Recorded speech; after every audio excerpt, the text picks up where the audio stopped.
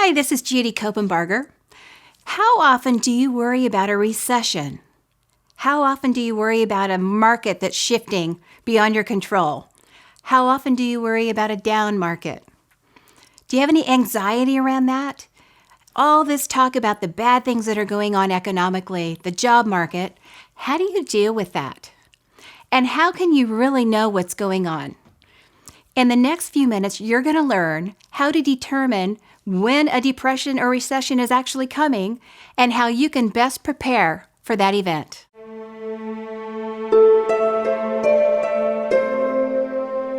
So what is a recession? It's that word that you hear and it brings fear to your bones. You start shaking at night, you wake up in a cold sweat and you worry, how does that recession apply to me? What's the impact on my life and my finances? What are the myths about a recession? Well, let's uncover some of those right now. Let's get to the facts and make sure that you know when you should be concerned, if at all, should a recession occur. Technically, a recession is a negative period of economic growth for 2 consecutive quarters or longer. In the United States, they happen every 6 or 7 years. What some people don't realize is since 1984, we've only had 4 recessions here in the United States, and we bounce back every time. Okay, so how do we know when a recession's coming so we can be prepared? So 2 things cause a recession. One of them is the interest rates that are set by the government, and the other is simply supply and demand in our U.S. economy. So the way business works is our bigger companies in the U.S. borrow money. They use the money to build manufacturing plants to distribute their goods that people buy. When people buy more items, the economy grows.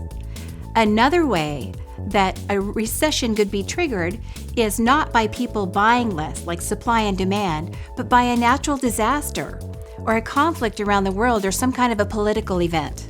So the trigger for a recession is the beginning of a decline in our economy. When people aren't shopping so much, when they're not feeling confident about their savings, when the manufacturing plants slow down the widgets that they're making. Their production goes down, the growth goes down, the shopping and expenses go down. That's the beginning of a decline that could or may not lead us into a recession. Remember, it takes at least 2 consecutive quarters of lack of economic growth before we can call it a recession. So when you see evidence of a slowing of the economy, this is what we call a leading indicator. Things like people are not buying as many houses, not as many people are employed. The sales are down at the mall and online. When you see a decline, it doesn't mean a recession is around the corner. Remember, it takes 2 months. All it means is there's an ebb and flow in our economy, and this is evidence of how business works in the U.S. One of the best ways that you can prepare yourself as an individual for a recession is to arm yourself with information. If you'd like to know more about how to be prepared as an individual for a recession, subscribe here real quick, and you'll be able to stay up to date on all the information to make sure you're prepared when the time comes. So here's a couple of practical tips that you can implement right now should we find ourselves in the middle of a wave of a recession. Make sure that you pay down your debt and increase your cash reserves. So at all times, you should have between 3 and 6 months of cash reserves in the bank or in the credit union that you can get your hands on should something occur. What would happen in your household if someone lost their job and they weren't able to work for 2 or 3 or 6 or 8 or 10 months? Would that be the end of life as you know it? Or would you have substantial cash reserves, savings, to make sure you could weather that storm? You know, there's a great video called How to Get My Finances in Order, step-by-step guide that you could watch, and it'll help you put in place step-by-step what needs to happen to make sure you're prepared when the time comes. Following the steps on our step-by-step guide will help you anytime, but particularly in economic times like this. You know, one of the best ways to prepare yourself against a recession or depression or any other issue that is bothering you is to just be marketable. Think about developing yourself not only as a person, but as a professional. Go to school, get some certifications, make sure you're always delivering excellence in whatever job you have, so when the time comes, you're not going to be the first one that gets that Friday notice that you have no job. Make yourself marketable, always do your best, and improve yourself daily. Imagine if you improved how you do your job just 1 or 2% per day, how much better you'd be at the end of this year. Wow. And it doesn't hurt to find a job that is always in need. Think about the work you do. If we have a serious economic crisis, would your job still be in demand? It's worth considering. But no matter what action you take, you always want to make sure that it's not out of fear, it's not out of greed, it's out of having a better life for you and for your family.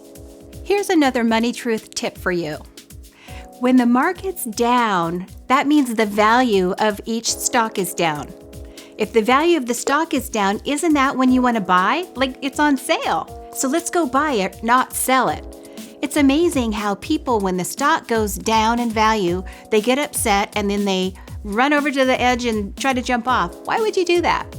This is the time to buy, to double down on the stocks that you hold. Don't freak out and sell them. Remember, not greed and not fear. We want to act practically and with reason at all times. So this is the time to take advantage of the sale. It's time to get into the market. If you have extra savings, it's a good time to invest in some sound stocks or mutual funds that are balanced and can weather those storms. We've got a great video for you called Investing for Beginners. Subscribe here or click on that video if you want to learn more about how to invest in times like this to make your life better. So, businesses will fail. People will lose their jobs. The market will wane. Sometimes it's up, sometimes it's down. The crash that people always talk about, these things happen. So, our goal for you is for you to be prepared in the event of any economic downturn, for any recession. Do the things you need to do, put your planning in place so if the time comes, when the time comes, you're ready. Now that you're equipped with some money truth tips and basic principles that will help you, you're prepared for any economic downturn that might come your way.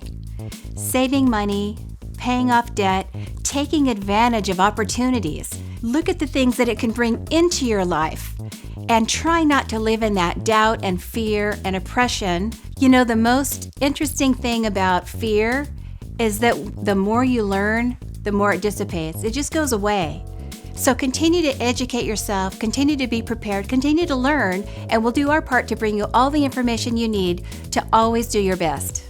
Have you ever experienced a recession? If you have, what did you learn? How were your finances impacted?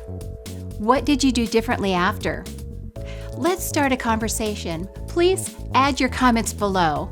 We'd like to see how a recession has impacted your life and hear from other people of what they learned. Then you can subscribe and share this video with other friends who might be also concerned or fearful about an impending recession. Let's help them be ready as well.